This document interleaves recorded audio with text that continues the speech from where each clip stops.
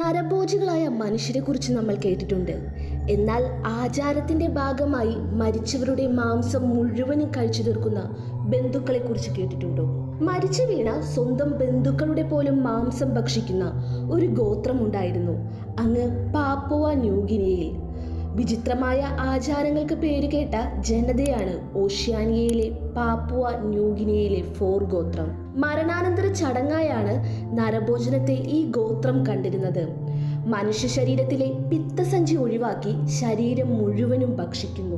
1960-കൾ വരെ ഈ ജനത ഇത്തരത്തിൽ മരിക്കുന്ന ബന്ധുക്കളുടെ മാംസം കഴിച്ചിരുന്നു. ഉറ്റവരുടെ മൃതദേഹം പുഴുക്കൾ തിന്നുന്നതിന് പകരം തങ്ങൾ തന്നെ കഴിക്കുന്നതാണ് നല്ലതെന്നായിരുന്നു അവരുടെ വിശ്വാസം. ഇതൊരു വലിയ ബഹുമതിയായാണ് അവർ കണ്ടിരുന്നത്.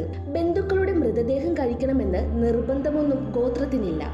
വേണ്ടാത്തവർക്ക് മാറി നിൽക്കാനും അനുമതിയുണ്ടായിരുന്നു. എന്നാൽ ബന്ധുക്കളോടുള്ള സ്നേഹത്തിന്റെ പേരിൽ ഭൂരിഭാഗം പേരും ഇത് കഴിച്ചിരുന്നു.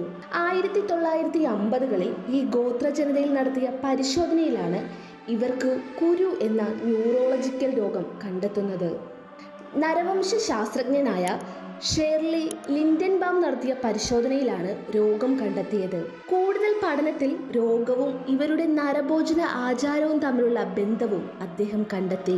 ചികിത്സിക്കാൻ കഴിയാത്ത അവസ്ഥയാണ് കുരു. ഇത് മാരകമായേക്കാം. ശരീരത്തിൽ ശക്തമായ വിറയൽ അനുഭവപ്പെടുകയും മുഴുവൻ നാഡീവ്യൂഹത്തിന്റെ തളർച്ചയ്ക്കും ഈ രോഗം കാരണമാകുന്നു. രോഗബാധിതനായി മരിക്കുന്ന വ്യക്തിയുടെ മസ്തിഷ്കം കഴിക്കുന്നതിലൂടെ മറ്റുള്ളവരിലേക്കും ഈ രോഗം പടരുന്നു.